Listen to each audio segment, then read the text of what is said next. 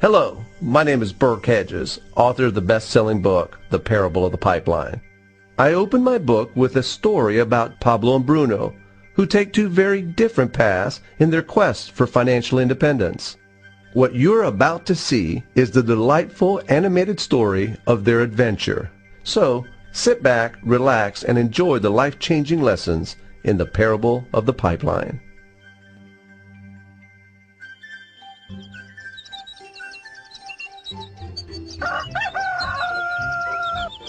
Far away, in a small village, near a beautiful valley, lived two friends, Pablo and Bruno. They were both young and dreamed of a better life for themselves. They'd often discussed their dreams about how they would become the most successful men in the village. They weren't afraid of hard work, and they searched for opportunities to help realize their goals and achieve their dreams. One day, an opportunity presented itself.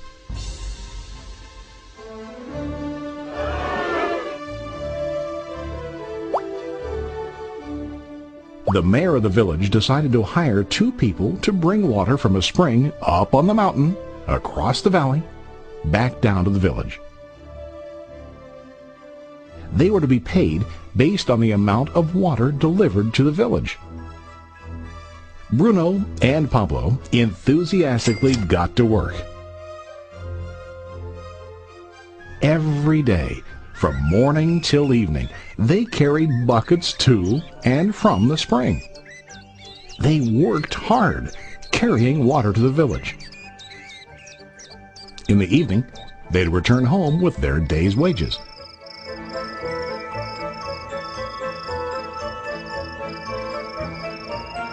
Bruno was satisfied with his work and the money he earned. He was sure that with this work he could achieve his dreams.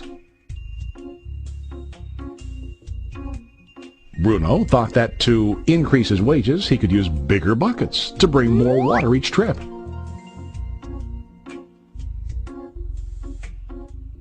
He believed with a larger income he would soon be able to buy a cow and the house that he dreamed about.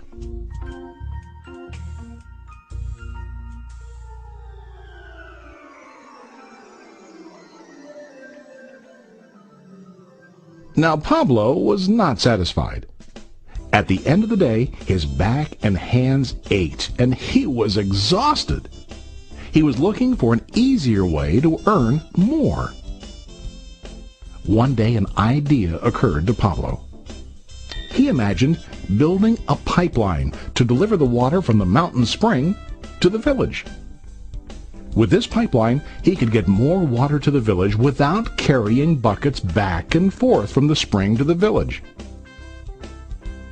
Soon, he got very excited about his idea and began to plan. Pablo, of course, shared his idea with his friend Bruno and asked him to join with him to work on and help build the pipeline. Bruno thought the idea was crazy. All Bruno could think about was what his money could buy today and how to get it quicker. He felt that building a pipeline would slow him down and delay him in achieving his goals. Instead, Bruno got bigger buckets and went more often back and forth fetching water. He was sure that with this method he could make more money. Pablo decided to build the pipeline on his own. He understood that it would not be easy to build, and it would take time to complete the pipeline. Pablo knew that it could take several years to finish, but he set his mind on his goal. Every day he worked and carried water like before. But on weekends and during his spare time, he worked hard to dig in the rocky soil and build his pipeline. In the first month, there was little to show for his work.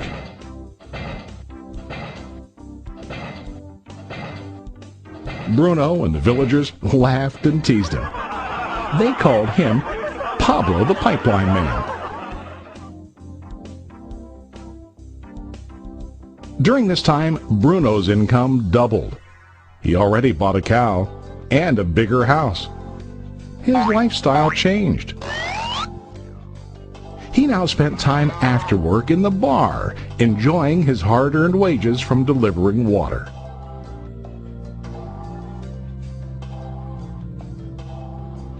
What Bruno didn't realize was that his body was starting to stoop from carrying the heavy buckets every day.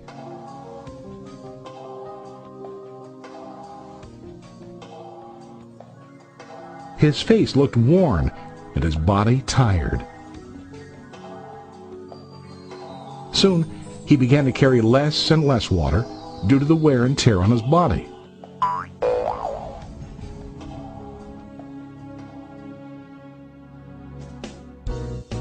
Month after month, Pablo worked. Soon a year passed, and then a second year. Finally, Pablo finished his pipeline.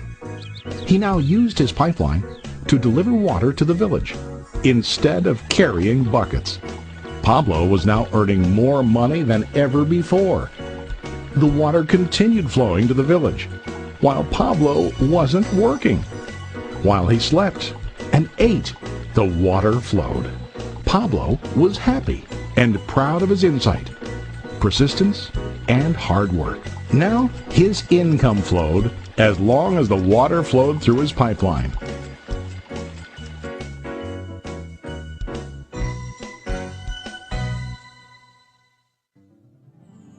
The story of Bruno and Pablo is a reflection of life. Their jobs symbolize what most people do to earn money. Bruno gets his money using buckets. He goes back and forth, carrying his buckets from the spring to the village in exchange for money. To increase his income, he either has to go more frequently to the spring or to use larger buckets. It's common in real life to increase our income by working harder. For example, working overtime or getting a second job. We also increase the size of our buckets by accepting a higher paying position, which often includes spending more time on the job. Most of us exchange time for money like Bruno. We know that every person has only 24 hours in the day and that it's not possible to use all our time to work. The most difficult time comes when we can no longer exchange time for money due to age, health, or other reasons. Then, our income stops. Now let's review what Pablo did. Very wisely, Pablo did not exchange all of his time for a limited income, but he used some of his time to build a pipeline.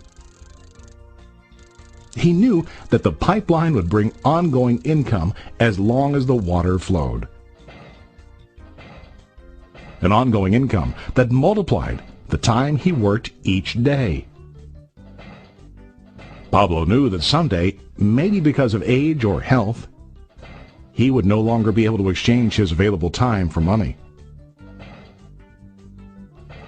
Pablo knew that if he could make his idea of a pipeline work, then he only has to do the hard work of building the pipeline.